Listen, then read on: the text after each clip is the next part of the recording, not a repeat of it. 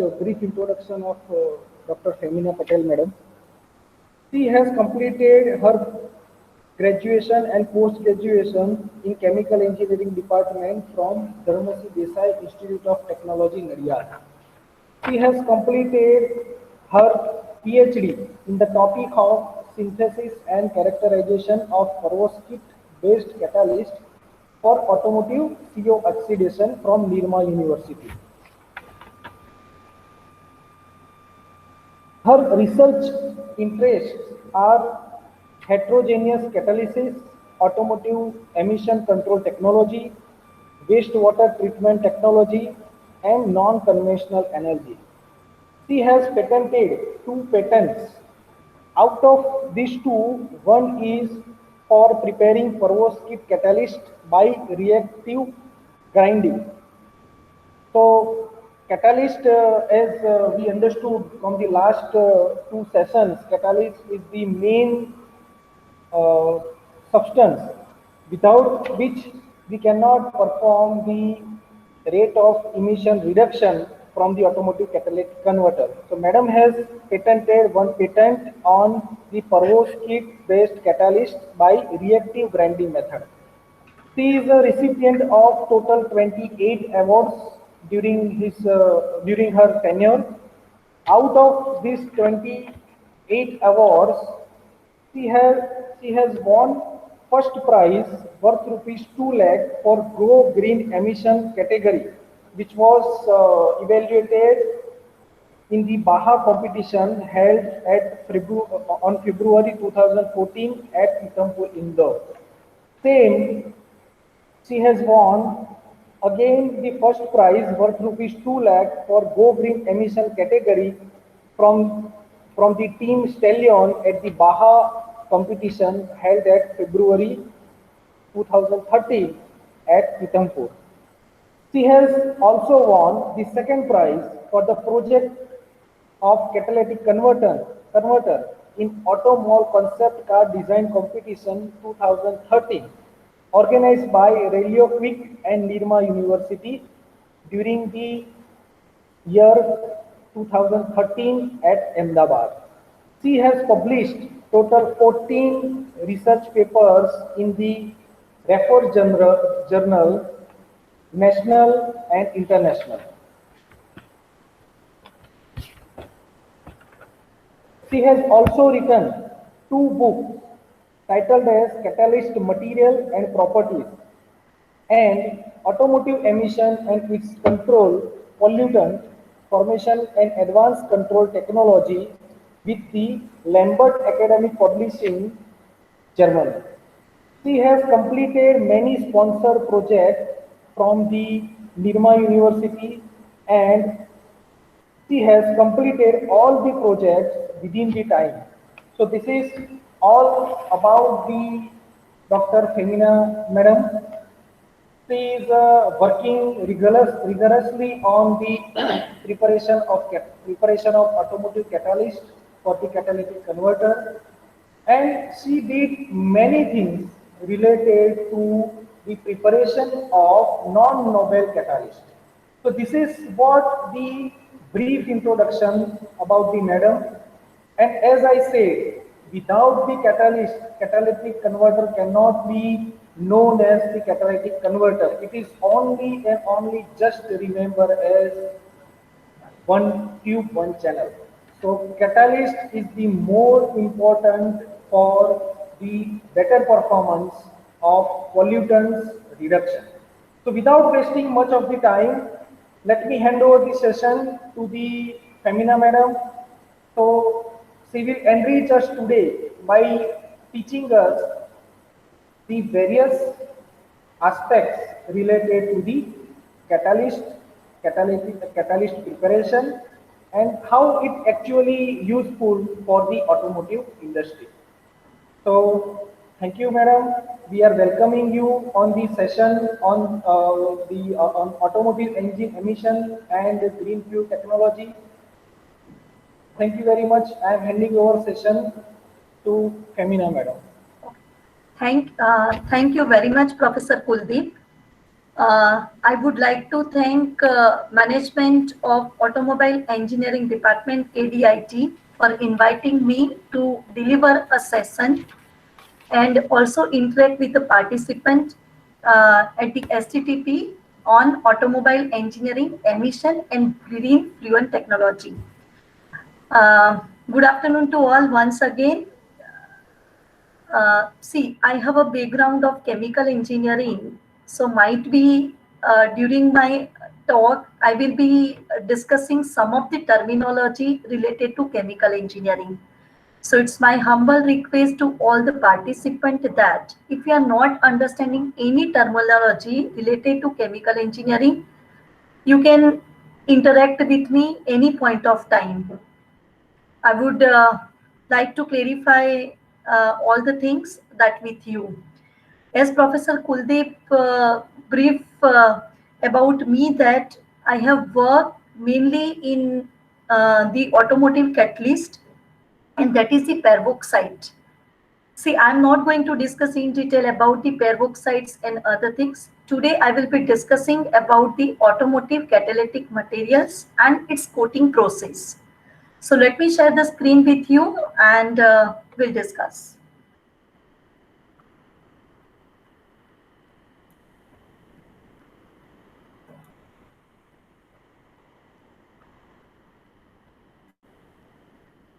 Is it visible to all of you? Yes, madam. Okay, thank you very much. Uh, See, today I'm going to deliver a talk on automotive catalyst and its coating process. The content of my presentation are automotive emissions, the emission standards, abating the automotive emissions, and then we'll discuss about the automotive catalyst along with its coating process. And under the automotive catalyst, will be discuss about the catalyst that to be used in case of spark ignition engine, that is a petrol engine, and compression ignition engine, that is nothing but that is a diesel engine. So we'll be talking about the different catalyst. See, as you know that automobile market has been increased exponentially day to day, and as of date, 1.3 billion vehicles on the world roads and the vehicular population crossed the 2 billion by the year 2035. You all are mechanical engineer, so you better than you know me better than how these automobile sectors grown up with the time. And as you know that these automotive vehicles are one of the main source for the carbon monoxide, unreacted hydrocarbons, oxides of nitrogen, and particulates matter emission in the atmosphere. So my question is that, see, when we discuss about the automotive catalyst, then first we have to understand that how these pollutants are formed within the engine. Because as an engineer, first we have to think that before developing any catalytic material, do we control this pollutant formation? Because as we know that prevention is better than cure. So to think about that, first we have to understand that what exactly happened within the combustion chamber. You can see this is the combustion chamber, correct? Now anyone just tell me how this pollutant will be formed. We'll make our session interacting. Definitely, madam. Yeah, anyone participant please would like to discuss with me. Please share with us how this pollutant will be formed within the combustion chamber. It's my request to anyone participant, please tell me. Hello. Hello, participants. This is the request from speaker. You should interact within the during the session. So whenever you are being asked for any question, you whatever you know, you should reply. Okay, no problem. So, okay. Uh, I will continue. Yeah. Okay. Yeah, madam, one more. Yeah, please, please. Yeah. See, the petrol will be CnH2n. So when you and oxygen, so they start interacting with the HCl, like whatever the fuel that was not burned, that will make the CO, and the once the temperature inside the combustion chamber crosses 1600 degrees, so nitrogen loses its inertness nature and starts reacting to form NOx values, and the particulate matter other is formed because of the unbound whatever the oil is entering into the combustion chamber and other things they will form. Okay. Thank you very much, sir. Yeah, thank you. Let me discuss once again. See, normally what happened within the combustion chamber, the fuel, normally it is a hydrocarbons in case of petrol engine and the diesel engine. So your hydrocarbon will be react with the oxygen from the air and combustion reaction is taking place. And as we know that the combustion efficiency is never 100%. And because of that, there is an incomplete combustion reaction within the combustion chamber. And because of that, the carbon monoxide is formed. At the same time, your hydrocarbon will be react with oxygen. Normally, it will be converted to carbon dioxide and water vapor if it is a complete combustion. But as you know that again efficiency is not 100%. So there are some unreacted hydrocarbon also present along with the combustion product. In case of NOx formation, actually nitrogen when react with the oxygen, then obviously oxides of nitrogen is formed. But there are three different type of oxides of nitrogen will be formed. One is a thermal NOx, another is a fuel NOx, and third one is a prompt NOx. Normally for the NOx formation, we require very high temperature within the combustion chamber. If temperature is around 1500 degrees centigrade thermodynamically, then your oxygen will be react with the nitrogen and it will form the NOx. We'll not go in detail about how exactly the NOx is formed, but as you know that under the NOx, there are different compounds that will be considered like nitric oxide that we can call NO, nitrogen dioxide that is nothing but NO2, then nitrous oxides N2O. And as we know that in case of petrol or diesel engine, the main components present in oxides of nitrogen are NO and NO2. Now, when we talk about the hydrocarbon emission, uh, then there are the different reasons. And because of that, the unreacted hydrocarbon along with the combustion product, that is carbon dioxide and water vapor, that coming out of the exhaust valve during the exhaust stroke. I think so all of you know about the four-stroke and two-stroke petrol engine as well as the diesel engine. So I'm not going to discuss about that the four-stroke and two-stroke petrol and diesel engine. But as you know that during the exhaust stroke, these all are complete combustion as well as the incomplete combustion product coming out of the exhaust manifold, and it will release to the atmosphere through the tailpipe of your vehicle. So normally in case of hydrocarbon, there are many reasons, and one of the reason that is nothing but in case of petrol engine, because as you know that in case of petrol engine, we use the spark plug to ignite the fuel air mixture. So one of the reason would be flame quenching effect. Second is services flame quenching effect. Then adsorption of this unreacted hydrocarbon on the oil uh, film on the cylinder wall, and it will be dissolved. Might be carbon deposition, misfired combustion, exhaust valve leakage, and might be crankcase blowpipe. So these all are the reasons, and because of that, your hydrocarbon will be unreacted. So now, when we talk about the petrol and diesel engine, see, before discussing automotive catalyst, we have to understand that if it is a petrol engine, whether it is a 4-stroke or 2-stroke, if it is a diesel engine, then which are the major pollutant that we have to control?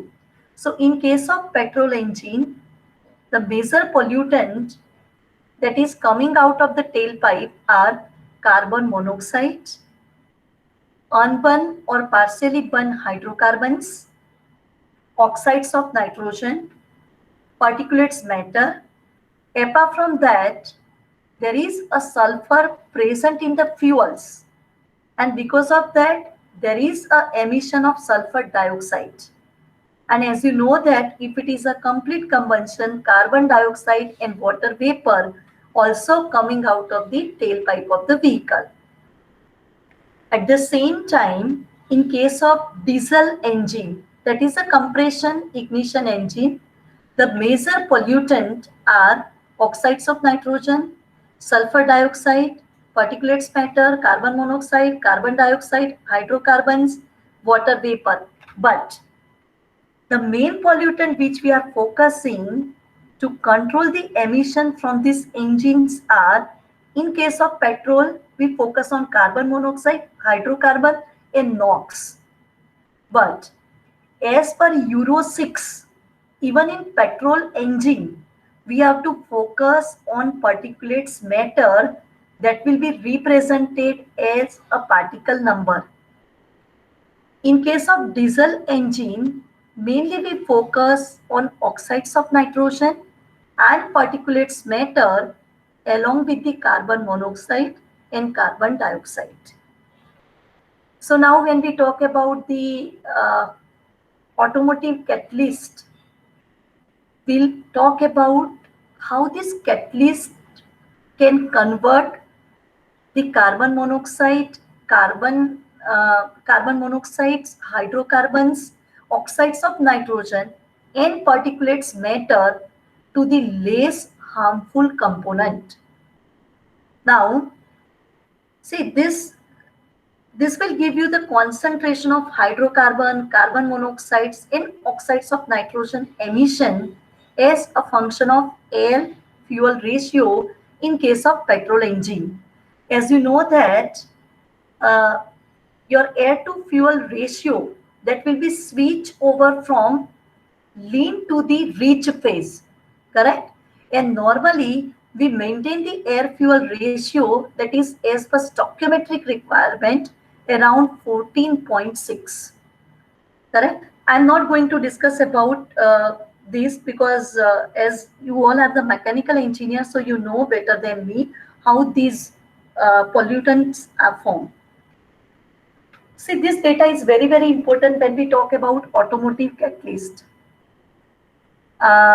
See, this table will give you the information about that, the concentration of the various pollutant that will be released from the tailpipe of the vehicle. And very important parameter is a temperature. Like for example, in case of 4-stroke spark ignited engine, the temperature can vary from room temperature to 1100 degrees centigrade. If it is a diesel engine, your temperature would be from room temperature to 650 degrees centigrade. Now, anyone tell me why I am focusing more on the temperature when we talk about automotive catalyst? Anyone can tell me? Hello? Yes, madam. Huh. Anyone can tell me why I am more focusing on temperature part? Exhaust gas temperature. Do you have any idea? Because temperature is much more related to the formation of exhaust, as well as temperature has predominant effect for the formation of NOx. So whenever the temperature increases, NOx formation will be increases. At certain temperature, formation of NOx will not be there. But Ah, this is what actually related with the NOx formation and the temperature. yes. But I am asking this question with respect to automotive catalyst. Why this data is very important when we synthesis or when we design any catalyst. Because So I got your point. Because we need to focus more on the reaction part. yes. So that's why temperature is, I mean, almost necessary part to decide the reaction rate from the particular catalyst. Okay. See, I will be discussing this point because this exhaust gas temperature is very important in case of automotive catalyst. As you know that catalyst can be activated only at some temperature, and if catalyst will not reach to the temperature, it will not start a reaction. So the temperature is very, very important for any catalyst to activate.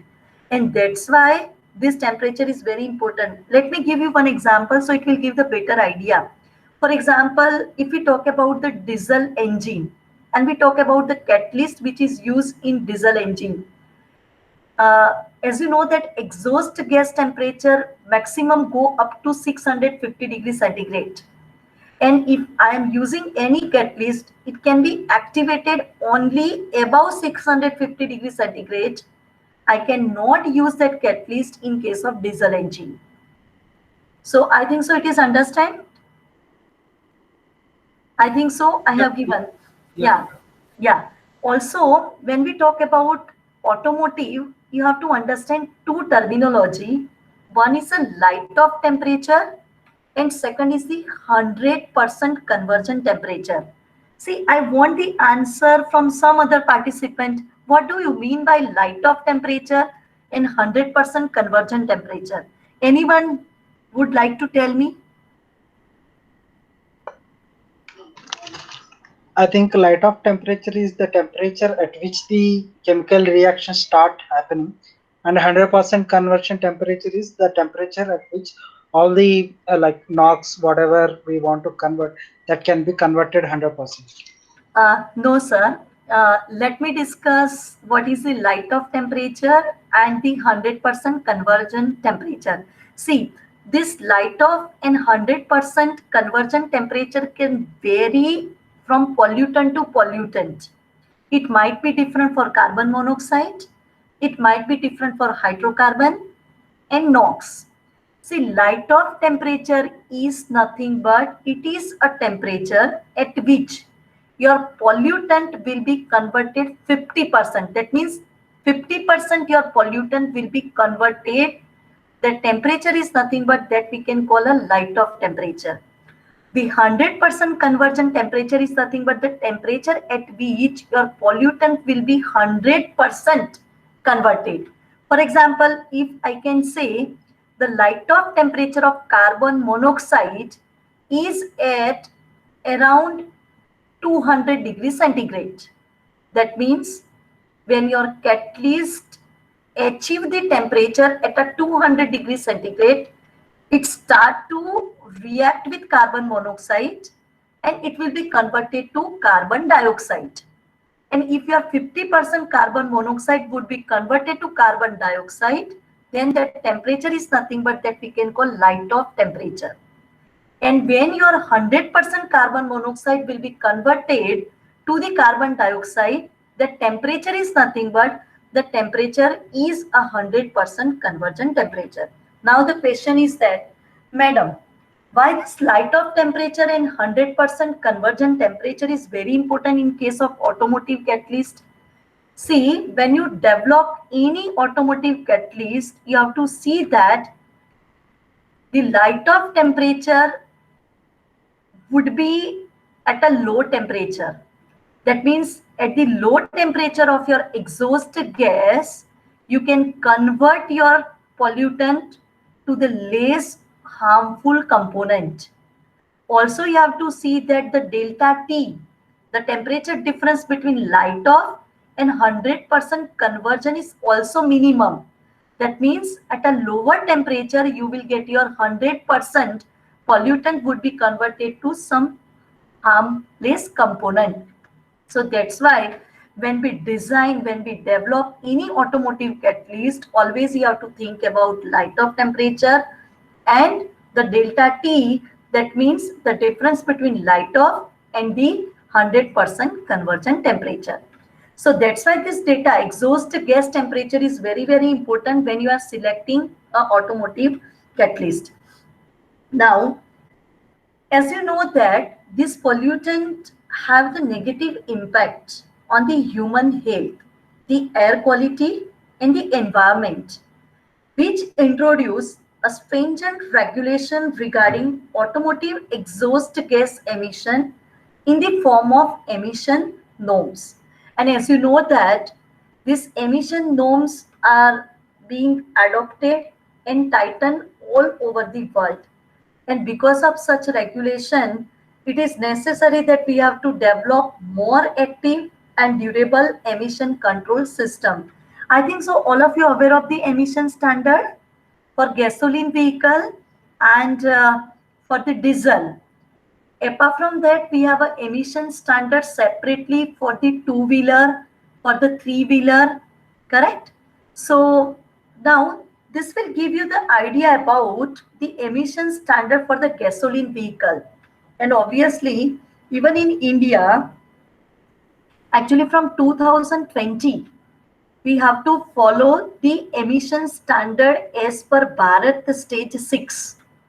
And in case of gasoline engine, as per this BS6, we have to taken care of carbon monoxide, hydrocarbon, oxides of nitrogen, particulates matter, and one more pollutant that will be added in this list, and that is nothing but it is a particle number, and it can be measured in terms of the number per kilometer, and remaining pollutants that can be measured in terms of gram per kilometer. And all of you know about the PUC certificate, correct? Why we can go for PUC certificate? Normally we have to check with the time that our emission control system can work efficiently or not when we drive our vehicle. So normally we have to do that the timely, and we have to see that our emission control system can work efficiently. See, when we talk about the hydrocarbons, normally we talk about non-methane hydrocarbon component. So all of you please remember that when it is mentioned hydrocarbon, it will not consider the methane as one of the component. Now, this will give you the idea about the emission standard for the diesel engine, that is for the diesel vehicle. And as per Bharat Stage 6, you have to control your carbon monoxide, hydrocarbon plus NOx, that to be measured combined, and that you have to control. Also, you have to control the oxides of nitrogen, particulates matter, and again the particle number, that would be 6 into 10 raised to 11, that number per kilometer. And as you know that because of these emission standards, we have to adopt a more active and durable emission control system. Now, anyone have any idea which are the emission control system that we are using? Anyone participant can tell me? Hello? Hello? Yes, madam. Anyone participant? Do you have any idea? I think so all of you know about the catalytic converter. Hello? Yes, madam. Yeah. Okay, no problem. I will discuss. See, when we talk about the active and more durable emission control system, see, there are number of alternative technology that we used. For example, we can improve our engine design, and that will be taken care by the mechanical engineer. We can better tune our combustion process, that can be taken care by the chemical engineer along with the mechanical engineer. We can give some treatment to the fuels. We can use some alternative fuels. We can use some fuel additives. And also we can use the exhaust after treatment. Now, see, among available technology, the one of the best way of controlling this exhaust emission, that is nothing but it is a exhaust after treatment, and that we can call three-way catalytic converter. See, I'm not using the three-way catalytic converter here. I'm talking about the exhaust after treatment. It is a best technique to control this automotive emission. The reason is that in case of petrol engine, we use three-way catalytic converter. But in case of diesel engine, we are using diesel oxidation catalytic converter, that you can call DOC, diesel oxidation catalyst. So that's why I use the word exhaust after treatment. Now, see, this will give you the idea about the major emission reduction phases from phase 1 to 2 to 3. And now, in the today's era, we discuss about the zero emission. That means we have to control each pollutant, and we have to see that there is no emissions or there is no harmful component that will be released to the atmosphere. Now with this information, let me start with the automotive catalyst. That is the main focus of our today's discussion. So before that, let me discuss what is the catalyst.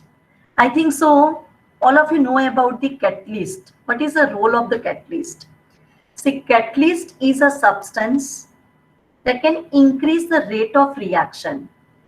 It can provide an alternate path where you can lower down the activation energy. So at a low temperature, you carried out the reaction. That is nothing but it is the role of the catalyst. The catalysts are not consumed in the reaction. So at the end of the reactions, you can regenerate your catalyst. You can use again and again. Very small quantity of this catalyst that we required to enhance any reaction. And as you know that for automotive emission control system, this catalyst is a heart. See, as you know that without heart we cannot survive. So similar to that, in case of automotive, if we don't think about the catalyst, then we never control the emission. So it is a heart. So let me discuss what is automotive catalyst. See, normally this automotive catalyst used in the exhaust system of your vehicle, and it can control the emission of harmful gases, for example, hydrocarbon, uh, carbon monoxide, nitrogen oxides, and particulates matter. And normally these harmful gases that will be converted to less toxic gases, for example, nitrogen, water vapor, carbon dioxide. If you can see this figure, there are two different type of monolith structure that I have shown. This one is the ceramic monolith, and this is the metallic monolith.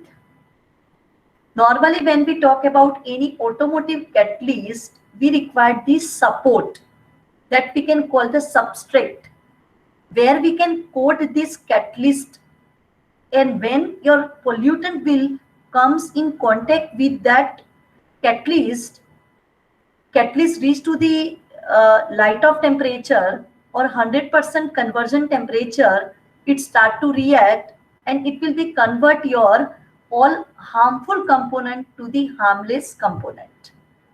Now the question is that in which case we can go for this ceramic monolith, in which case we can go for metallic monolith, how we can coat the catalyst inside the pores of the monolith. If you can see this, this is the inside view of ceramic monolith, and this is the inside view of metallic monolith. All of you please listen carefully.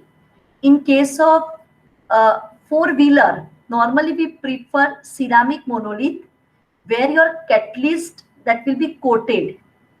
In case of two-wheeler, normally we use the metallic monolith where your catalyst that will be coated, and you require a specific recipe how you can coat, how you can prepare the catalyst and then coat the catalyst on the ceramic monolith and the metallic monolith, because it is not that much easy to coat the catalyst on the monolith structure for a long time. Now, see, this is a very good example of automotive catalyst. See, we are using the catalytic converter, and within the catalytic converter, your catalyst, automotive catalyst can be coated. So, actually in your vehicle, if you talk about the petrol engine, there are two different type of converter we are using, or catalyst we are using. In fact, we can say one is the closed couple catalyst. This is your closed couple catalyst, correct? And another is nothing but that we can call here, that is underfloor catalyst, or that you can call a three-way catalytic converter, correct? Now, when we talk about the automotive catalyst, see, there are some requirements when we select any material as a catalyst in case of automotive emission control. So we have to see the physical, chemical and catalytic property of your catalyst material. So if we talk about the physical property, then we have to see the thermal capacity of your catalyst material. You have to see that when you coat that catalyst on monolith structure, and when your exhaust gas pass through that ceramic, pass through the pores of the monolith structure, it will not create any pressure drop, because as you know that if a pressure drop will be built up, it can reduce the fuel efficiency. And we have to see along with the emission control the efficiency of the fuel also. So low pressure drop. Also we have to see that it should have a high strength and thermal shock resistance. So this is the physical property. When we talk about the chemical property of your any automotive catalyst, then you have to see that it should be chemically stable. That structure cannot be changed during the reactions. Also, it is resistance to sulfur attack. As you know that your petrol and diesel contains the sulfur. Acha, anyone tell me what is the sulfur content in your petrol and diesel? Do you have any idea what is the sulfur content in your petrol and diesel? In ULSD, it is 15 ppm. Yes, sir. It is 15 ppm. But can you tell me, as per Euro 6, now what is the limit that is set by the government and inform the refinery to set that the concentration of sulfur in the petrol and diesel? The latest data, do you know that, sir? 10 ppm, 10, 12. Yes, sir. Absolutely correct, sir. It is a 10 ppm. The reason behind that, see, actually we have to develop the catalyst. It can resist to the sulfur attack. But see, it is very difficult for any one to develop a catalytic material that cannot uh, deactivate if your oxides of sulfur is present. So it is very, very difficult. So what is the option available to us? Only the option is that we can control the sulfur content in our fuel. And that's why the task is given to the refinery. And at a refinery, normally desulfurization process is used to remove the sulfur. Again, where they are using the catalyst, correct? But that catalyst that we cannot use in our automobile because of our exhaust gas temperature, correct? So that's why the sulfur content as per Euro 6 that we have to maintain 10 ppm. So we are not much worried about when we are selecting the catalyst material in case of oxides of sulfur, but still we have to think. Then resistance toward the oxidation or corrosion.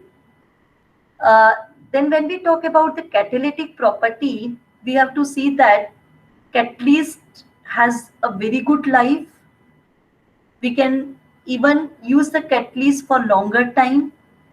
It can operate within a wide operating temperature range. As you know that your exhaust gas temperature can vary from room temperature to the maximum temperature, correct? So you have to see that your automotive catalyst can be worked in that the wide operating temperature range.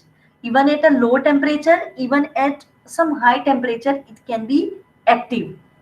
Also, we have to see that our catalytic material can be active within the wide operating air to fuel ratio range. That means it can efficiently work in lean phase.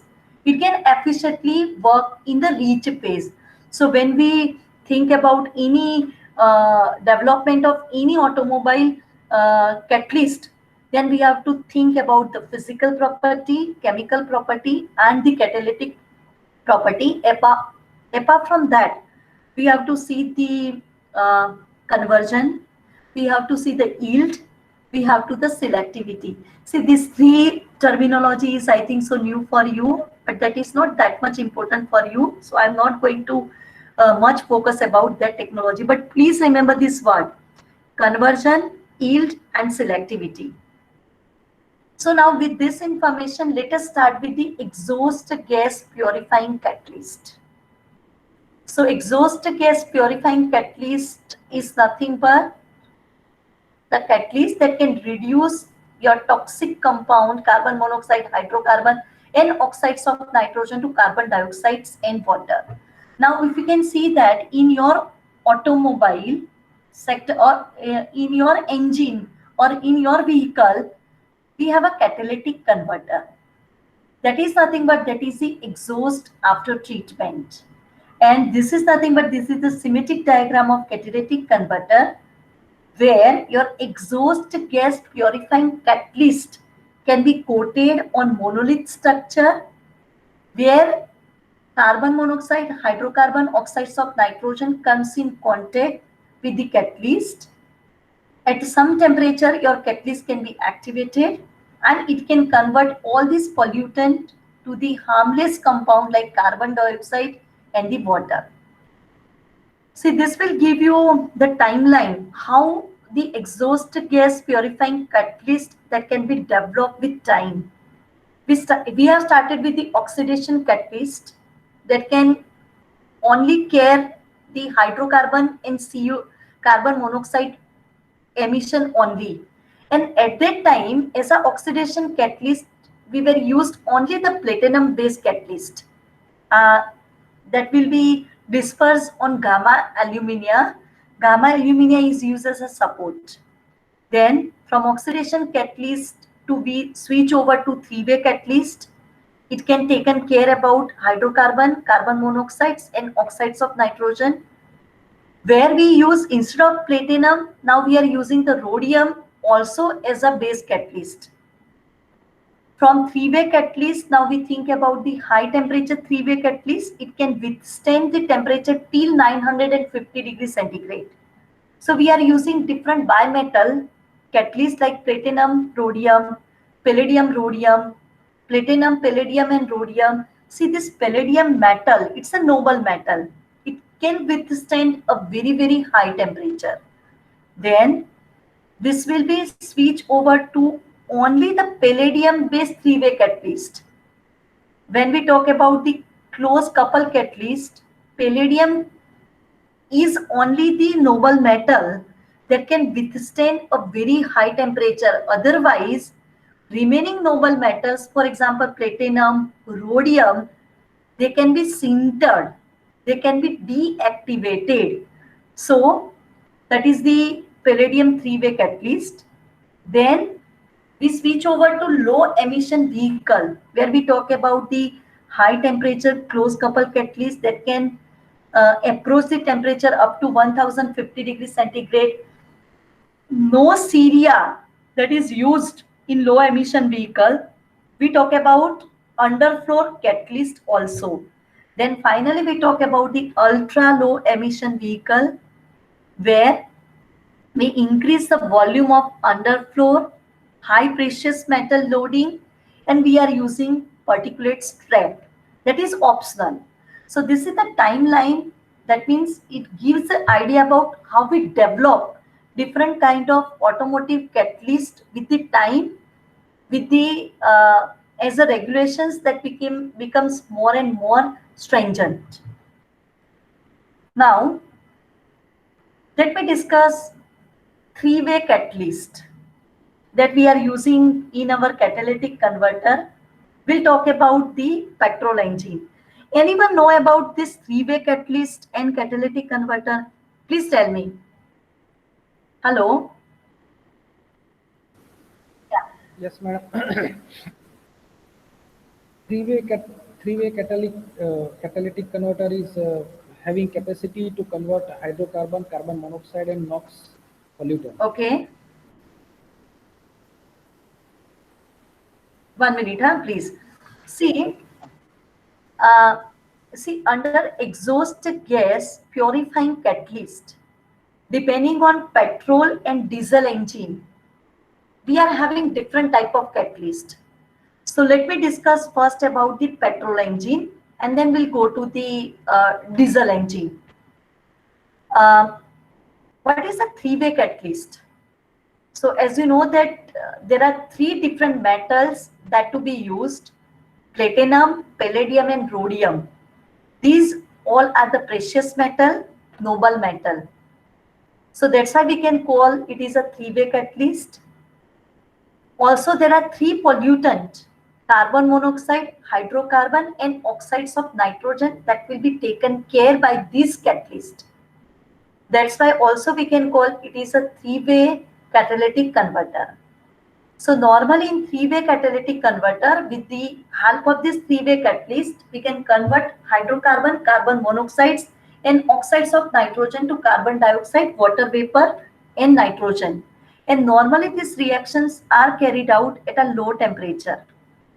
So now next question comes in our mind that which are the catalytic material that to be used in the catalytic converter that can control the hydrocarbon, carbon monoxides and oxides of nitrogen. So there are different catalytic material that to be used in catalytic converter: base metal, nanowires, base metal oxides, noble metals, zeolites, peroxides, spinels, bimetals, nanocomposites. So there are different type of catalytic materials. See, there are lots of research is going on in this material development. But normally in commercial catalytic converter, we use the noble metal. Now the question is that what are the reason why we are using the noble metal, that is platinum, palladium and rhodium, in case of catalytic converter as a three-way catalyst. So now if we talk about the base metal, maybe copper, chromium, nickel and cobalt, then if we use this base metal in our catalytic converter, this base metal, it will be coated on your monolith structure, then what are the problems that we are facing, or what are the limitations? So normally carbon monoxide and hydrocarbon oxidation activity is very less in case of this base metal.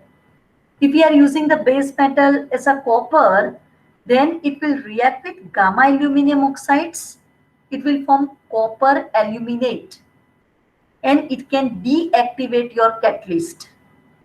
If oxides of sulfur is present, because sulfur is present in your petrol or diesel, so it can form the copper sulfate, and this copper sulfate that can occupy the active sites available on your catalyst. And as the active sites are not available for your pollutant, then it will not be converted. Let me discuss this terminology. Anyone know about the active sites? Have you heard about this word, active sites? Hello?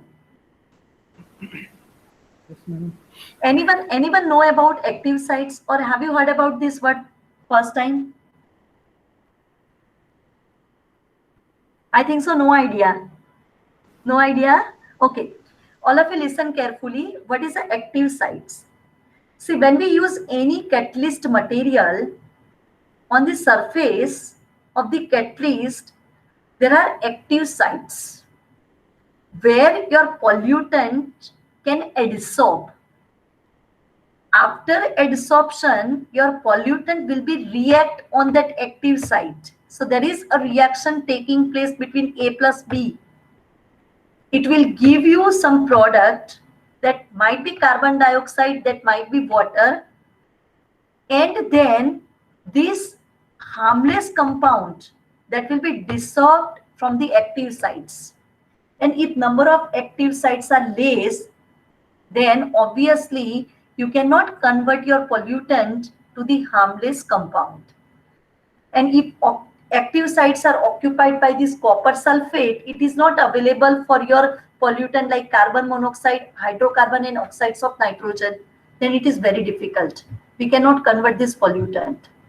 If we are using base metal oxides instead of base metal, like copper oxides, nickel oxides, so on, then again we are facing the problem that they are sintered and deactivated high exhaust gas temperature.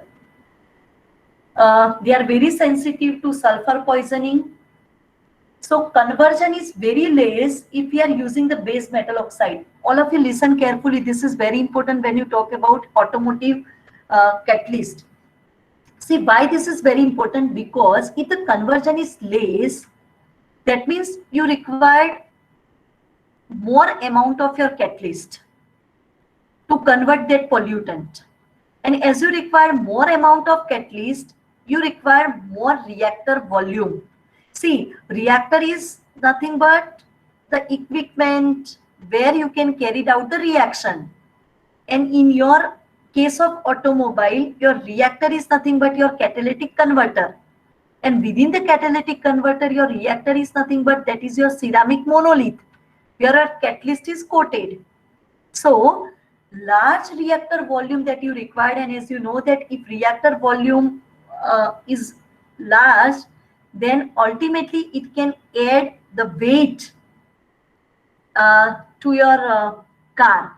And as you know that the automobile industry, they are looking the solution that how we can even reduce the weight of our car for the fuel efficiency point of view. So that is the reason that we cannot go for base metal oxides. So only the option available to us, that is a noble metal, because it has a very good catalytic activity, higher resistance to the thermal degradation. Even it will be activated at a cold start performance.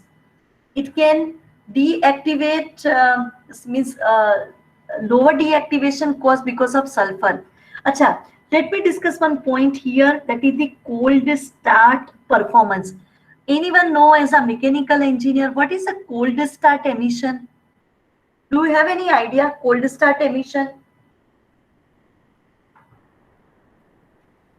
Hello, anyone have any idea? If no idea, just tell me, so I know that you are not aware of that cold start emission. Is it the sub-zero temperature engine starting conditions? Cold, Uh, no. yes. Uh, Cold start anyone? emission. Cold start emission is nothing but it initiate just after the ignition. Yes. See, cold start emission is nothing but when you start your vehicle, correct?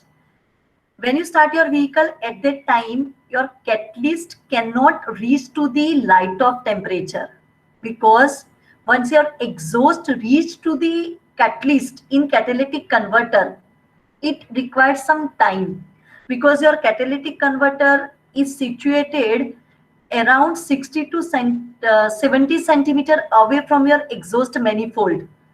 So it will take time.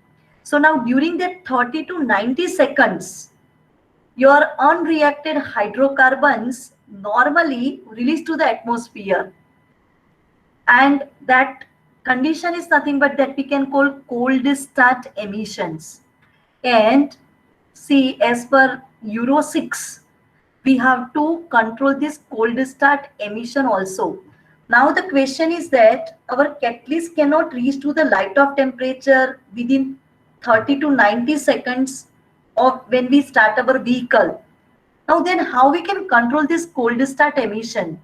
So there are different catalytic material that is developed that can activate at a low temperature, or another option is nothing but you can put your catalyst very near to your exhaust manifold.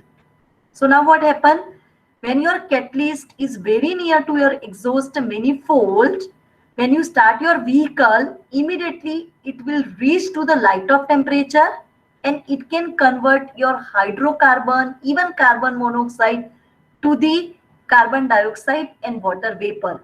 So now please remember, this is the cold start emission, and there are different type of catalyst that to be used in cold start emission control.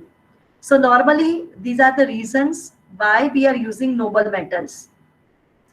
So I think so all of you have seen the catalytic converter. It look like this way. See, normally in catalytic converter there are two compartments. There are two ceramic monolith that we are using. The first ceramic monolith, it is coated with the platinum and rhodium noble metal. And second one, it is coated with the platinum and palladium. Now, normally what happens in this emission control system, see, always there is a oxidation and reduction reaction is carried out that we can call in chemical redox reaction. So normally what happens, your carbon monoxide and hydrocarbon will react with oxygen. So that reaction is oxidation. And oxides of nitrogen, it will be reduced to nitrogen and oxygen. So there is a reduction reaction. So for carbon monoxide, hydrocarbon, it is oxidation reaction. For NOx, it is a reduction reaction. And see, if we can develop a catalyst material, it can taken care of both the reactions simultaneously, like the oxidation and reduction. Then it's good. There are lots of research is going on in that direction, how we can have a single catalytic material, it can taken care of the redox reaction. That means at the same time we can control all these three pollutants. But in commercial catalytic converter, which is available in petrol vehicle, we have a reduction and the oxidation zone separately. So normally first we have a reduction. So this is nothing but this is the reduction. So what happened, your exhaust gas that when pass through this catalytic converter, when it passes through these pores of the ceramic monolith, which is coated with platinum and rhodium, they are very active for the reduction reaction, reduction of NOx. So NOx will be reduced to nitrogen and oxygen. And then after reducing NOx, your pollutant reach to the second compartment that we can call oxidation zone, where your ceramic monolith is coated with platinum and palladium, and these metals are very active for oxidation reaction. So your carbon monoxide and hydrocarbon will be converted to carbon dioxide and water vapor. But as you know that for oxidation you require the oxygen. So you will get your oxygen from the exhaust gas. At the same time, you will get your added oxygen from the reduction of NOx, because that we carried out before this oxidation. So your NOx will be reduced, it will give the oxygen. The same oxygen also we are using here to get a very good conversion of carbon monoxide and hydrocarbon. And after these, we'll be getting carbon dioxide, water vapor, and the nitrogen. So normally this is the reaction is carried out. See, this is the schematic view of inside of your ceramic monolith. See, this is the square channel, and number of channels are there. When your these channels that is coated with a catalyst material, so when your pollutant that pass through this channel, uh, actually this is the inside view of your the channel. So this ceramic monolith, it is coated, this is the coating coated with your catalytic substance, that is precious metal. And when your toxic compound comes in contact with these metals, reaction is taking place, it will be converted to carbon dioxide and water vapor, and then it will be released through the tailpipe of your vehicle to the atmosphere. So normally this reaction is taking place where your catalyst, that precious metal, can taken part, can be active at a low temperature. See, if you are, now the question is that, madam, if you are not using this catalyst, then what happen? See, if you are not using this catalyst, then your the carbon monoxide, hydrocarbon, and oxides of NOx, that will not be converted to harmless compound. It requires very, very high temperature. And with the exhaust gas temperature, we never achieve that temperature. So we have to reduce the temperature, and that's why we are using this catalyst. So it will be coated. So I think so this part is clear. So now the question is that which are the reactions taking place within the ceramic monolith, that is within the catalytic converter. So normally oxidation and reduction. So in case of oxidation, hydrocarbon and carbon monoxide react with oxygen, it will be converted to carbon dioxide and water. Hydrogen is also react with oxygen, it will form the water vapor.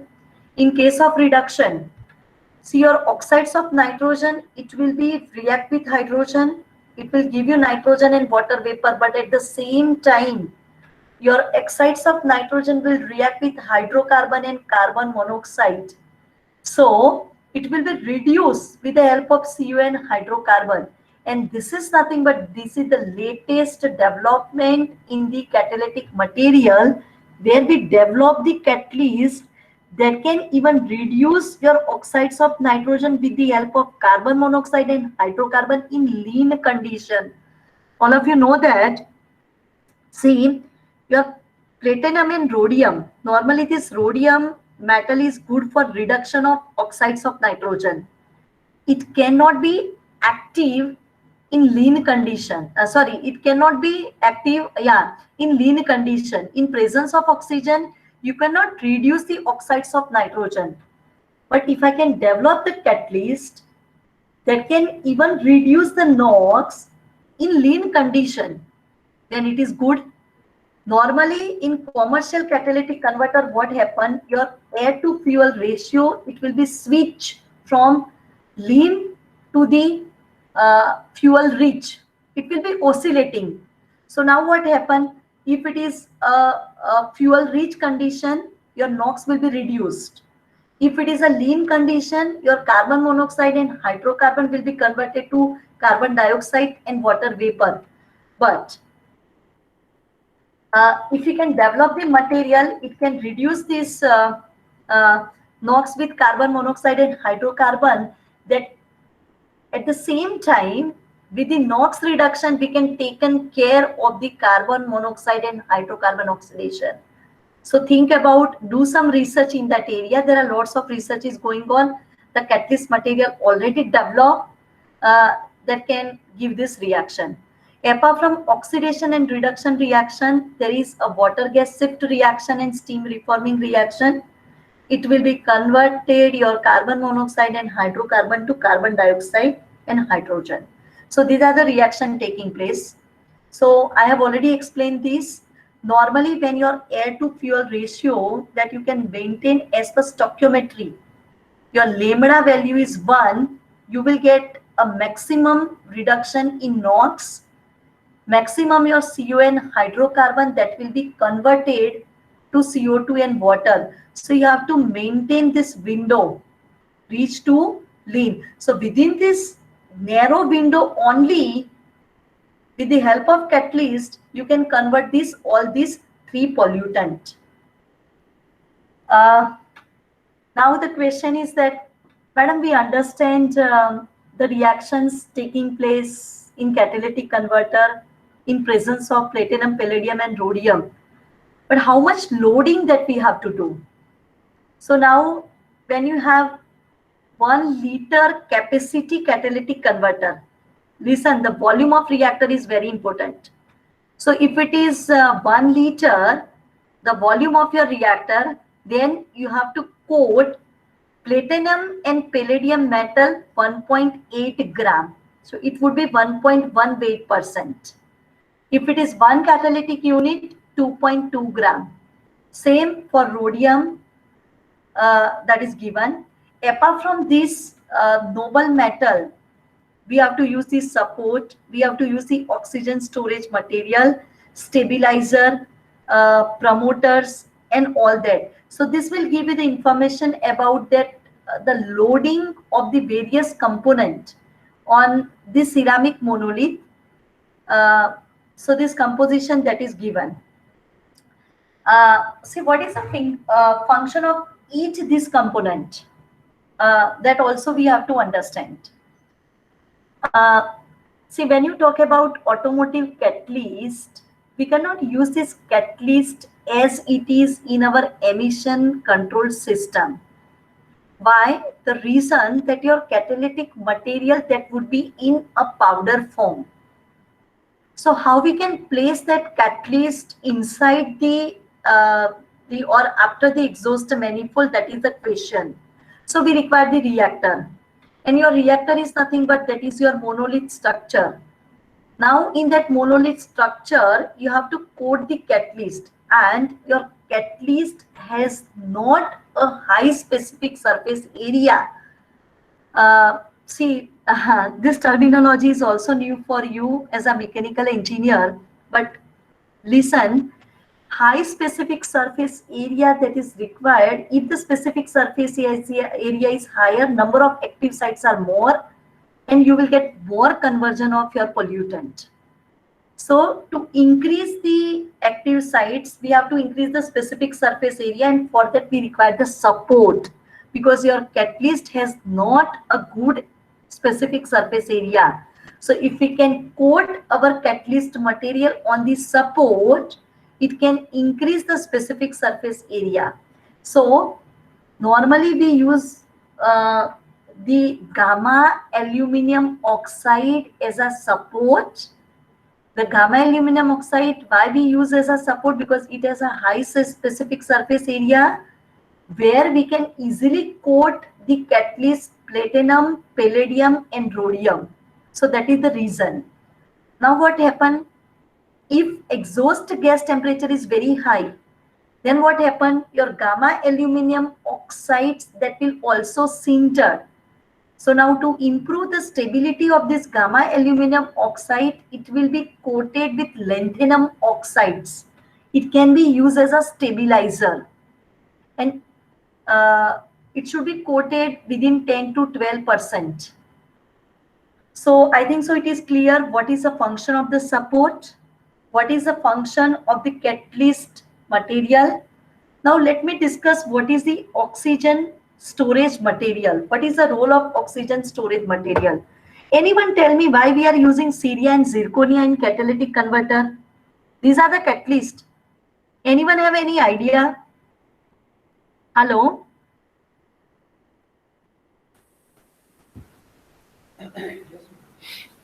Anyone have any idea why we use this oxygen storage material? Okay. Have you heard about, only just tell me if you are not having any idea what is a function, but have you heard about oxygen storage material in your mechanical field? If you are working in automobile sector, just tell me. Hello? Okay, I think so. I think so you are not aware. Okay, let me discuss. See, within the catalytic converter, there is a redox reaction, correct? Reduction to oxidation. And obviously, you know that your air to fuel ratio that will be switched over from lean to fuel rich. Now, when your air to fuel ratio that is toward the fuel rich condition, it can taken care of NOx reduction. But what about CO and hydrocarbon? Because for CO, for carbon monoxide and hydrocarbon oxidation, you require the oxygen. And there is a fuel rich mode. So if oxygen is not available, what we can do? So if we use the oxygen storage material, that is normally cerium oxide is used. During your fuel rich conditions, NOx will be reduced with the help of platinum and rhodium. And during the reduction of NOx, oxygen is released. It can be stored. It can be stored within the structure of cerium oxide. And during oxidation, also it can store, sorry, during oxidation, it can release the oxygen, correct, that you required for oxidation reaction. So normally the role of oxygen storage material is nothing but it can store the oxygen during oxidizing cycle. It can release the oxygen during the reduction cycle, because in the reduction cycle your NOx is reduced, not CO and hydrocarbon, because oxygen is not available. And that oxygen will get from this cerium oxide. Now we can, why we can blend it with zirconium oxide, ZrO2. See, oxygen storage capacity is not sufficient for a single cerium oxide. It cannot withstand very high temperature of your exhaust gas. So normally if we can combine with the zirconium oxide, your oxygen storage capacity will increase and it can withstand very high temperature. So it can store the oxygen during oxidizing cycle. It can be released during the reducing cycle. So this is the oxygen storage material that we are using. Then there are different type of additives and promoters are used. We'll not talk about in detail about that. But this is something about the function of each component that we are using in modern three-way catalyst, that is three-way catalytic converter.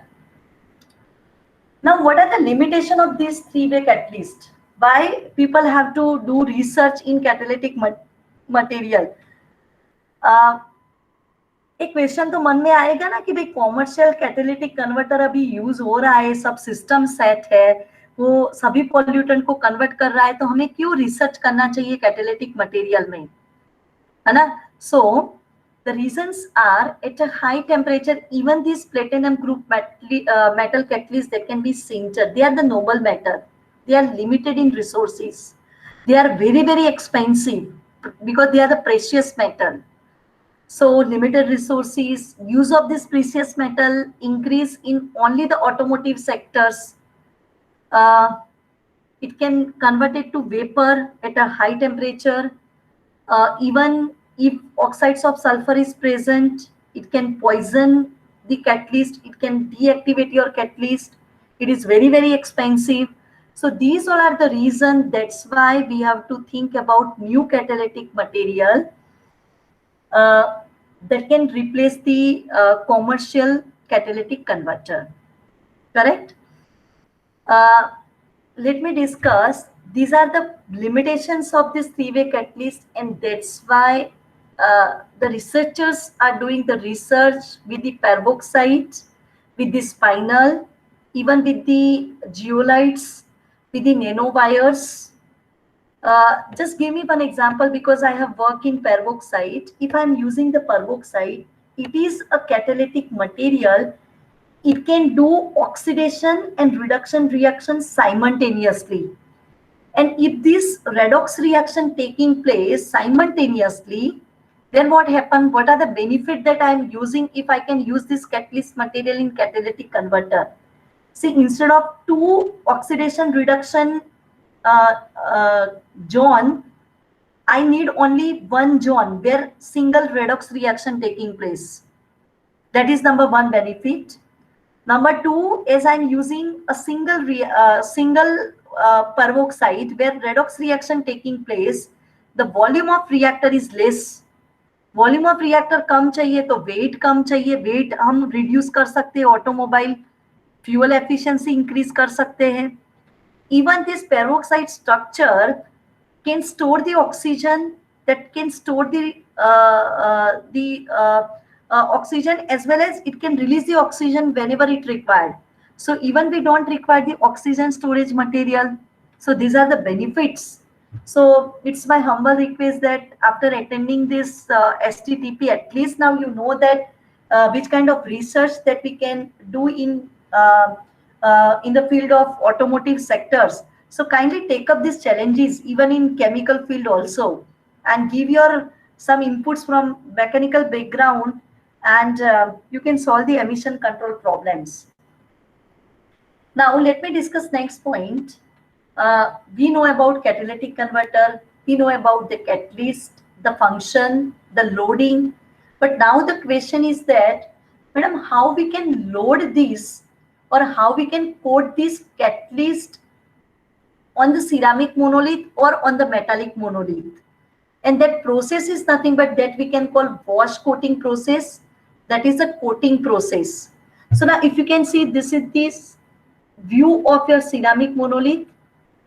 There are number of pores inside the ceramic monolith, and within the pore you have to coat the material. Now this is the schematic of coating of your material, correct? This is the platinum, palladium, rhodium metal is coated, and after coating, your exhaust gas pass through this channel and the reaction is taking place. So normally what happen, you have to first prepare the slurry of your catalyst, and that slurry you have to coat inside the hole of the ceramic or metallic honeycomb structure, and that can form the catalyst coated layer, and that process is nothing but that we can call wash coating process. Now the question is that, madam, in which case we can use the ceramic monolith, in which case we can use the metallic monolith, and why we use the monolith as a substrate material to support the catalyst? See, there are many reasons. This monolith has very high geometrical surface area and low pressure drop. When your exhaust gas pass through this ceramics, pass through this monolith channel, it cannot create a pressure drop. It has low cost, lighter weight, so it cannot increase the weight, overall weight of your vehicle. It can withstand very high temperature, thermal shock resistance, vibration also can be withstand. So these are the reasons. So when we are selecting this substrate, these are the parameters that we have to take care. Whether we can go for ceramic monolith or metallic monolith. I will not discuss about each one because I have already covered. But see, this will give you the clear-cut idea in which case we can go for ceramic and metallic monolith. See, my topic is catalyst, so I'm not going to discuss much about this. I will share this PPT with you, so kindly go through yourself because this is very important. All of you listen carefully. Always we prefer ceramic monolith in most of the case because it has a lighter weight. If we are using the metallic monolith, it has a weight, so it can increase the overall weight of your vehicle.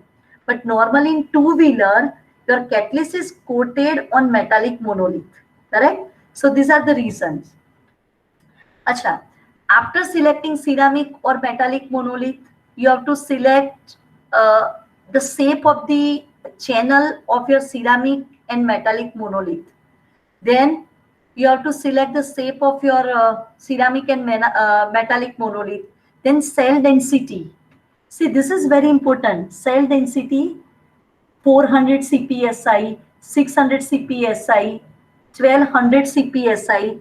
CPSI is a unit, that is cell per square inch. So if we talk about 600 CPSI ceramic monolith, then within that monolith structure, there are 600 channels. There are 600 cells within the per square inch.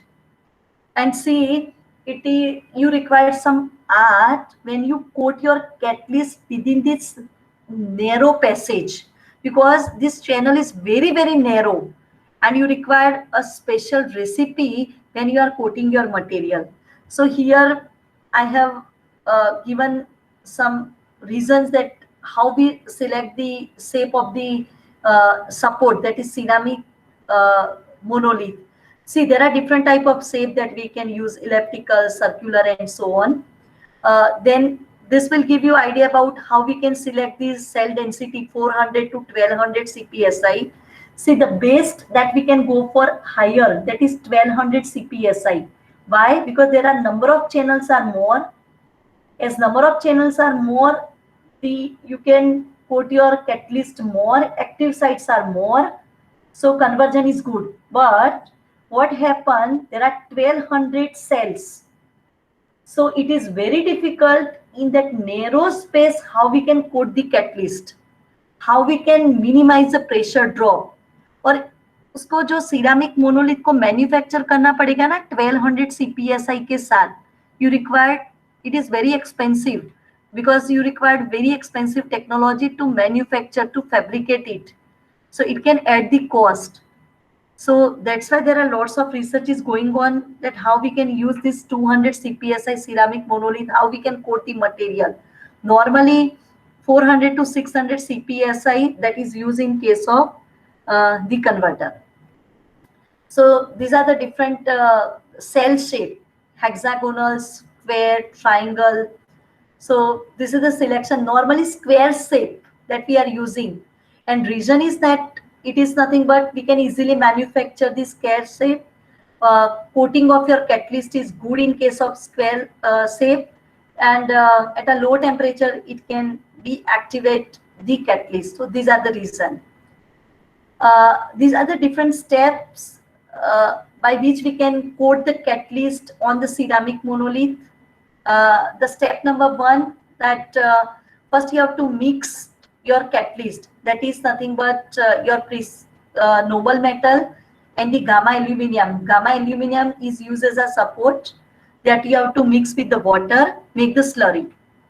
After preparing the slurry, when you coat this slurry on the either the ceramic monolith or metallic monolith, you have to maintain the particle size, because if particle size is not up to the 50 micrometer, what happen, for time being it can be coat on the monolith structure, but immediately because of your vibration of your car, vibration of your vehicle, it cannot be coated for a long time, correct? It can come out from the coating, so it cannot give the conversion properly. So the particle size that you have to maintain, so you require the particle size of your slurry, so for that you have to go for the crushing. Normally we use the planetary ball mill or the shaker ball mill, where we do this particle size reduction. After that, using the deep coating, simply you have to dip your ceramic monolith in the slurry, you have to coat it with the catalyst, and then finally you have to dry. See, why you have to dry? Because you have to give some addition temperature and time to coat the catalyst on the ceramic structure. So normally these are the steps that to be followed when we prepare the catalytic converter. So when we coat this material, normally we prefer the deep coating method. And during the deep coating method, we have to maintain the pH of the slurry concentration, that is the viscosity, particle size, solid content, then loading of your catalyst, the speed at which you can dip your ceramic structure within the slurry, how you withdraw, then you require the binder because you have to bind your catalyst with the ceramic or metallic monolith. And finally, drying and calcination. So see, it's not easy task when you talk about a simple catalytic converter. See, you have to taken care of catalyst, its coating, the selection, and all that. So this is something about the catalytic converter. Okay, let me take a break for few minutes. Uh, you can ask any questions if you want to ask based on this discussion. Because see, mostly in our vehicle, we use a catalytic converter. So I have already discussed which catalyst that to be used, catalytic material, how we decide, how we coat, uh, and how the reaction is carried out.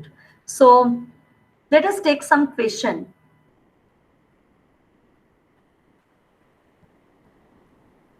Hello. Anyone have any question that you would like to ask me? I know it is like little bit toward the chemical engineering side, so might be anyone, because see, within a 2 hours I cannot discuss about each catalytic material which we are using in automobile sector. See, as you know that there are three different type of emissions. One is the evaporative emission, second is a crankcase emission, and third is the exhaust emission, even in case of petrol, even in case of diesel engine.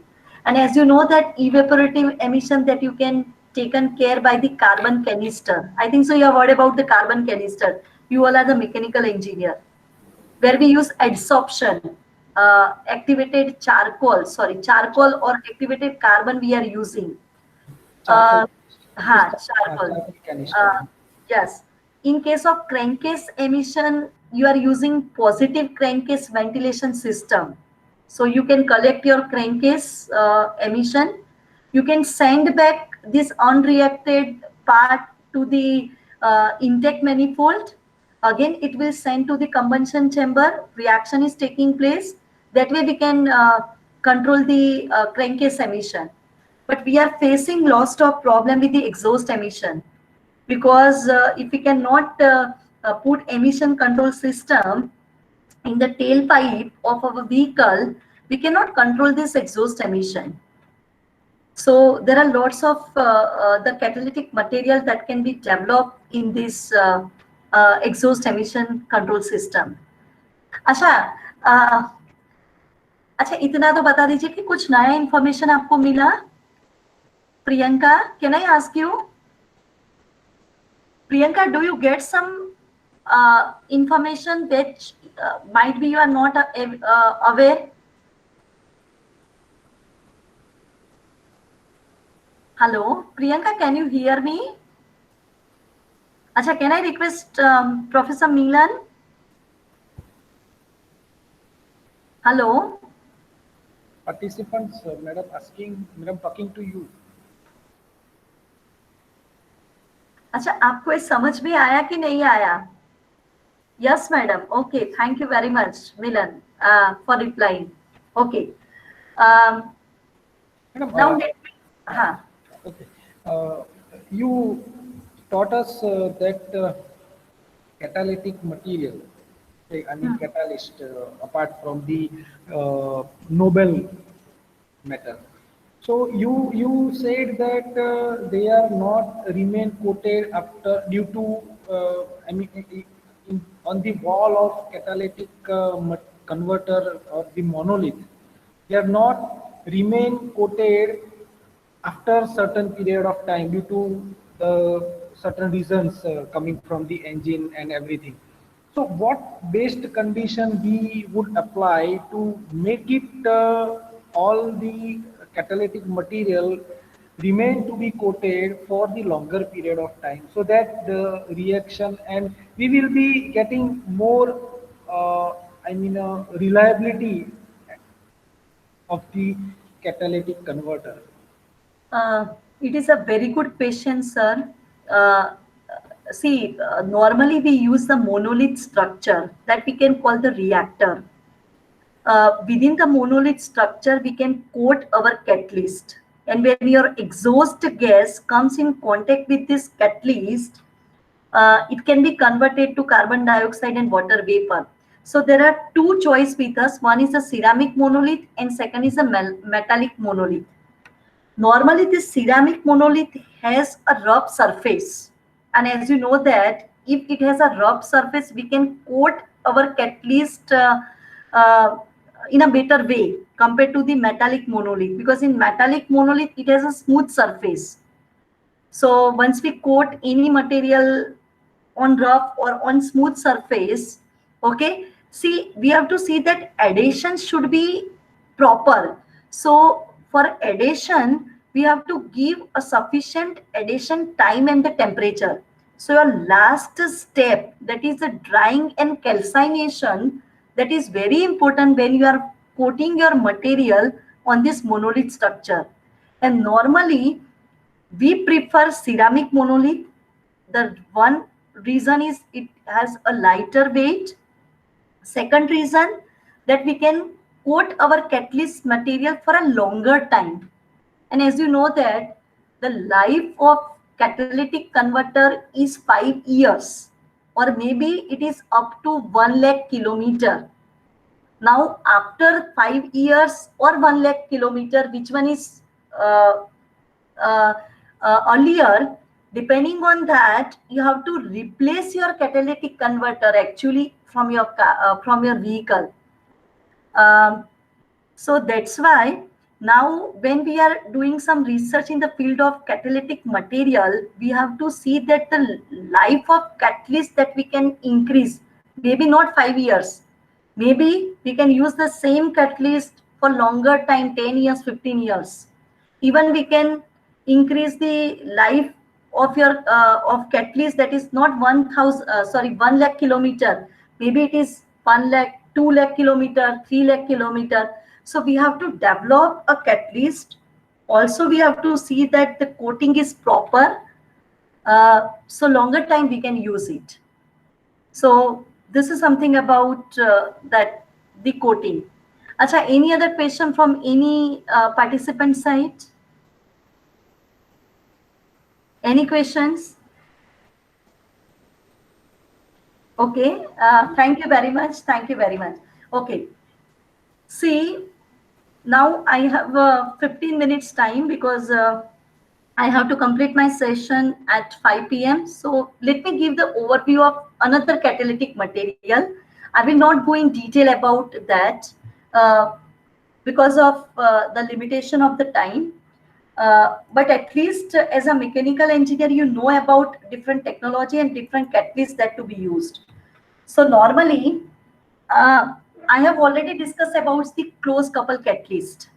So normally in the closed couple catalyst, we use the palladium material as a catalyst. And this palladium catalyst can be placed very near to the very near to the engine manifold, that is exhaust manifold. Now what happened, as the palladium can withstand very high temperature, during your cold start emission, your catalytic converter cannot reach to the light of temperature.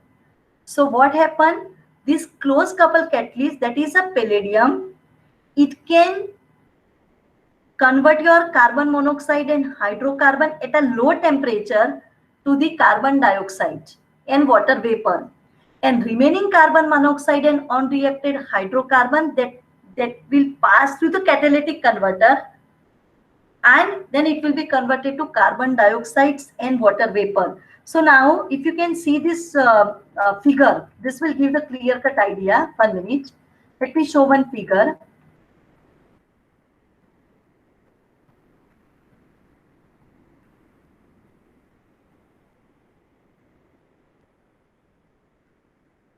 Okay, if you can see this figure, actually this is your catalytic converter, this part.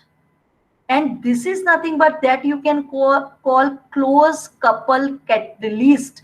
It can taken care of cold start emission, and where we are using the palladium as a catalyst.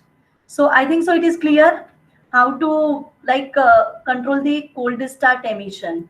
That is nothing but it is a close couple catalyst. Now, see, in case of petrol engine, your main pollutants are carbon monoxide and hydrocarbon. But obviously, there is a oxides of nitrogen. And as you know that NOx will not be reduced if oxygen is present. So normally in lean condition, NOx will not be reduced. So normally we are using NOx storage reduction catalyst that we can call NSR, or you can call it is a NOx trap. So normally what happen in this NOx storage reduction catalyst, with the help of this catalyst, normally when your air to fuel ratio that is in lean mode, that means when oxygen is available, then your oxides of nitrogen, it will react with oxygen. It will be converted to nitrogen dioxide. And for that you require the catalyst that is platinum.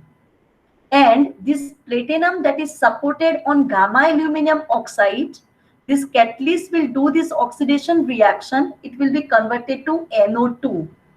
And during this lean phase, your nitrogen dioxide, it can be stored on alkaline metal oxide.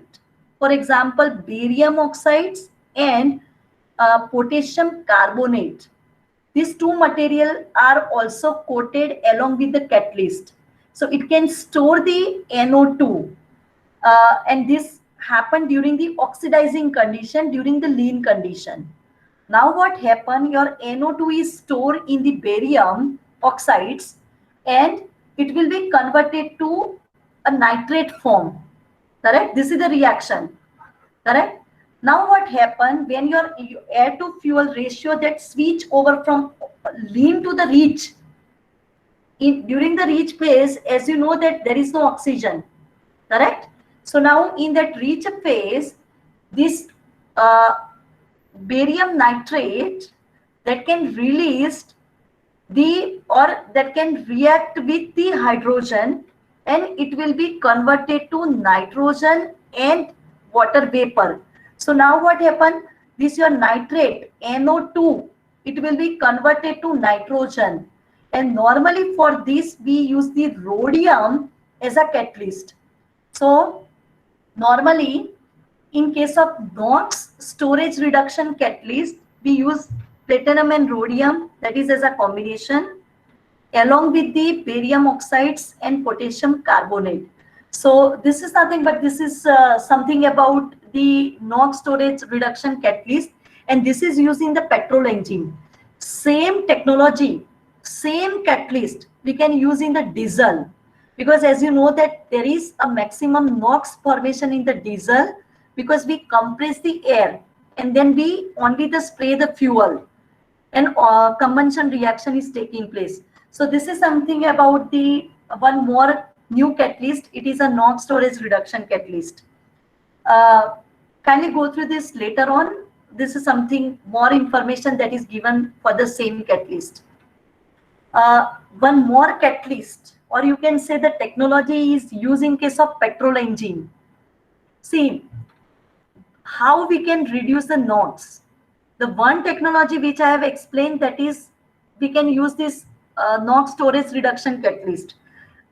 Another technology is nothing but you can reduce a NOx with the hydrocarbon, that is your fuel, and even in lean condition. See, why I am focusing the lean condition, because see, NOx is not reduced in presence of oxygen. We are not having any catalyst that can reduce the NOx in lean condition. But there is a catalyst, for example, copper supported on ZSM-5. It is a zeolites, ZSM-5. So that catalyst can reduce NOx with the hydrocarbon even in lean condition, around the temperature 500 degrees centigrade. So see the reaction in presence of this catalyst. What happened? Your hydrocarbon will react with oxides of nitrogen. In presence of oxygen, it will be converted to water vapor and carbon dioxide and nitrogen. So this is the one more catalyst which I have explained, that is used in SCR technology, and same technology that we can use in diesel engine, same catalyst we can use in diesel engine. But only the limitation is that it can deactivate if sulfur dioxide is present. Stability is not good above 600 degrees centigrade. So if your exhaust temperature is very high, above 600, then obviously it can deactivate your catalyst. And if your catalyst is deactivated, you have to load it more amount of catalyst to get a very good conversion. So this is something about the selective catalytic reduction of NOx catalyst.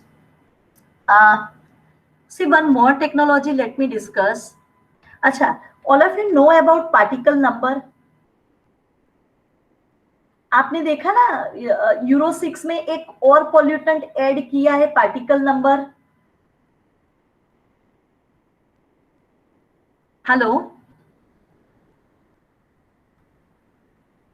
अच्छा, particle number. Okay, let me discuss.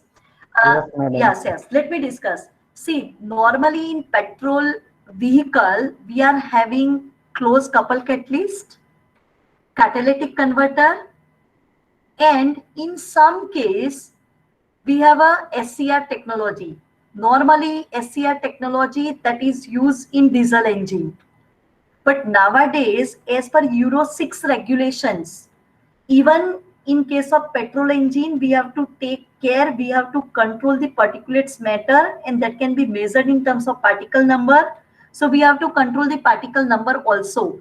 So in case of petrol engine, now along with the catalytic converter, closed couple catalyst, we have a one more particulates filter that we can call catalyzed gasoline particulate filter. So we are using the ceramic filter where we can filter out all the particulates matter. And what happen? This particulates matter, when comes in contact with the catalyst which is coated on that filter,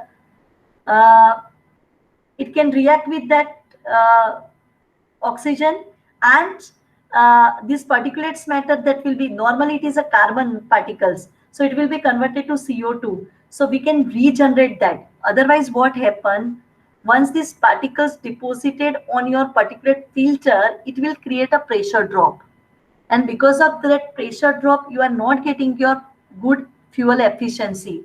So we have to take care of that. So this information that is given, that this catalyzed gasoline particulates filter is used to control the particles number, and that limit is around 6 into 10⁻11 number per kilometer.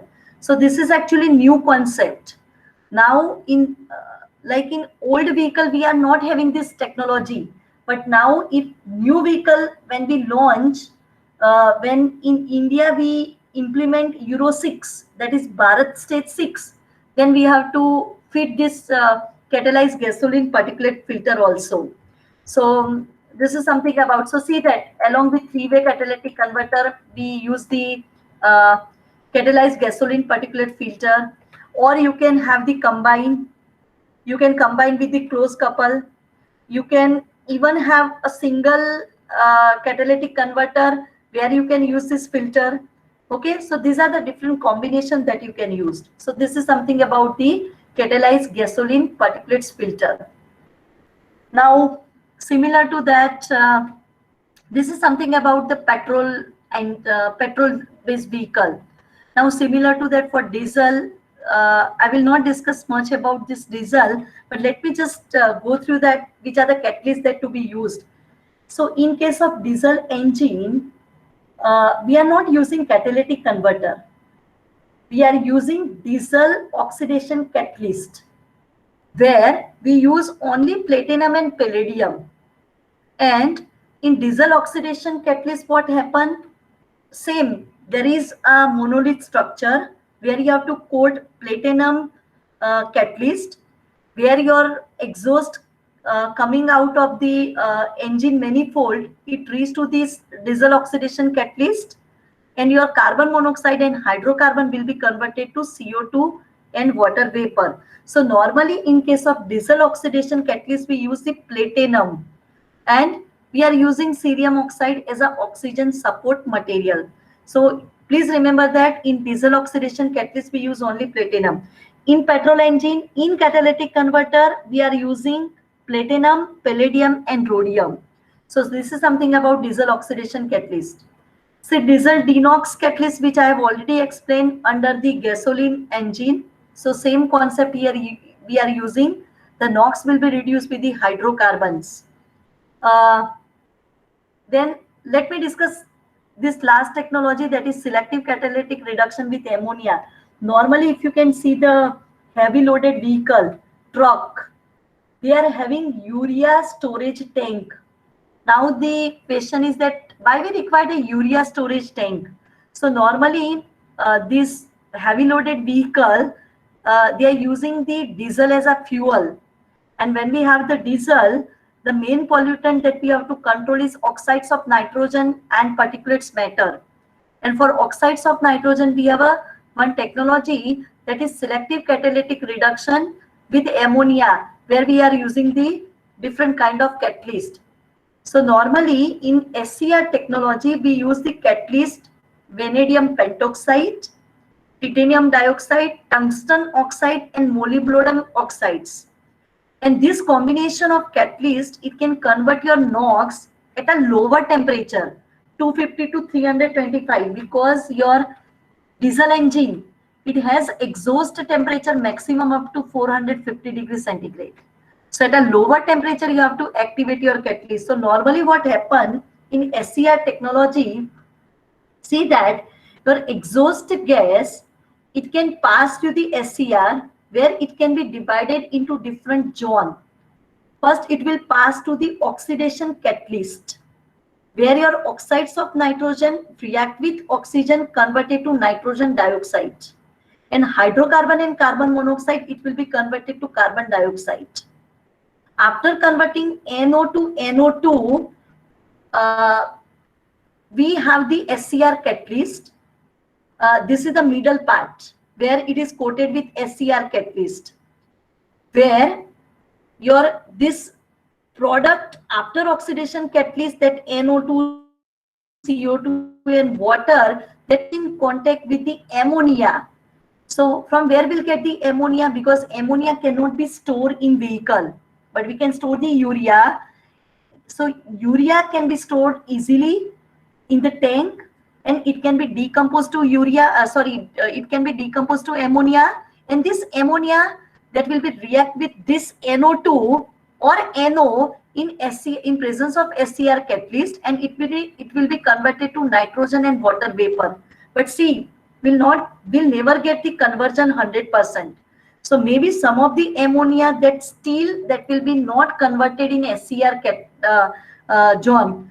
So again, we have an oxidation catalyst. Again, oxidation catalyst is platinum metal that we are using, where unreacted ammonia will react with oxygen, converted to nitrogen. So actually, this is the SCR technology. It has oxidation catalyst zone, hydrolysis catalyst zone, where your urea can be hydrolyzed to ammonia, then SCR zone, and finally oxidation catalyst. So this is the SCR reduction. And which are the catalysts we are using? So these are the catalysts that we are using in that technology. So this is something about the SCR technology. Ammonia sleep catalyst is nothing but this one, this oxidation catalyst. Ammonia sleep catalyst is your platinum catalyst that we are using. So this is something about ammonia sleep catalyst. I'm not going to discuss about that. You know that. NOx trap I have already discussed in petrol, same that we are using in diesel engine, even same catalyst combination we are using here. And last is a catalyzed diesel particulates filter. Only let me give you 2 minutes to brief that, because this is very important. Normally in diesel engine, we have a diesel oxidation catalyst, and another is DPF, that you can call diesel particulate filter trap. It can remove your particulates matter. So normally what happen, it look like this way. एक ceramic monolith जैसा filter होगा, वहां से आपका exhaust gas pass होगा, it can trap the suit particle. But वो कैसे suit particle को ट्रैप करेगा, तो देखो ये inside the filter, this is the exhaust gas flow, ये फ्लो पैटर्न दिया है। यहाँ आपको दिख रहा है ये बंद है, this and is closed and this end is open. So now what happen, when your exhaust gas pass through this channel, your soot particle will be deposited here because of this end is closed. And after filtering, because it is a filter, so depending on the pore size of your filter, uh, carbon particle, that soot particle will be deposited here, and your exhaust gas, after removing the soot particle, that comes out of this channel here, this filter here. So normally, see, this will give the better idea. We have a number of channels. Normally, filter, your ceramic or particulate filter is made up of ceramic material. Normally, it is cordierite material or silicon carbide or aluminum titanate material we are using. So normally, exhaust gas pass through this end. This end is closed. So here it can pass through this. Before that, your soot particle can be deposited here. Now, as you know that more and more soot particle can be deposited here, it can create some pressure drop. So what you have to do, this filter is coated with some catalyst material, because you can decompose your soot. Soot oxidation reaction required around 550 degrees centigrade temperature. And that high temperature we cannot get in case of dissolved exhaust.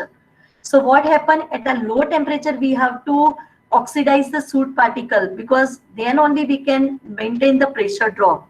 So it can coated with catalyst, and again the platinum is used as a catalyst. At a lower temperature it can oxidize the soot particle. So see, there are two dual benefits. We can remove the soot, also we can oxidize the soot with the help of catalyst. So we can taken care of the pressure drop. So this is the diesel particulate filter trap that we are using.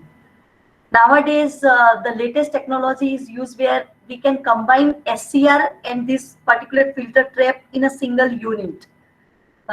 So this kind of technology is also there.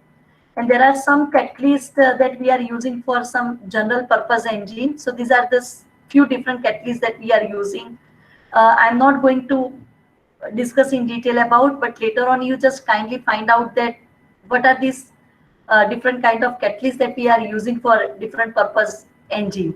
So this is something about the catalytic material that we are using in case of petrol and diesel engine. And I have already explained that peroxide. So thank you very much. See, I have to discuss this technology within 2 hours time. It is very difficult to focus in detail each technology, but I have tried my level best at least to give you which are the automotive catalysts that to be used and for what purpose, and which technology that we are using to control this emission. Now, I request participants that you can ask the question if you can have any like question.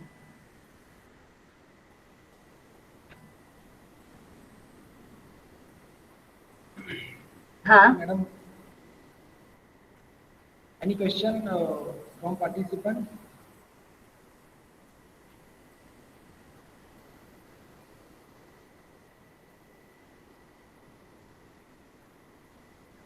I know it is very difficult for you to understand whatever I have discussed during 2 hours, because many of the things that related to chemical engineering. So at least please bear with me for that. But later on, if you are working in chemical field, like as a mechanical engineer in catalytic converter, definitely you can contact me. I will share my email address, femina.patel@vgc.ac.in. I request Professor Kuldeep that he will share my email address and contact details with you. No problem, you can ask the questions later on also, because I know it is very difficult for you to understand the chemical terminology and catalyst and all that, being a mechanical engineer. Okay, thank you very much. Thank you very much, Kuldeep sir. Thank you very much, madam. You have discussed all the points very nicely and deeply for the catalyst. Even I got many things from your presentation that I was not knowing before. So even I enjoyed presentation and I learned many things from the presentation as far as the chemical process for the catalytic material and catalytic converter is concerned. On behalf of Automobile Engineering Department ADIT, I express my sincere gratitude to Dr. Femina Patel madam, who has spared her valuable time and enlightened and enriched us from her thoughts related to the catalytic material for the automotive exhaust emission. Thank you, madam, for sparing your time with us on the STTP of automotive engine emissions and green fuel technology. We are really thankful to you. Thank you very much, madam. Thank you very much, Professor Kuldeep, and all the participants. Thank you very much. And good day and take care. Okay, madam. Thank you.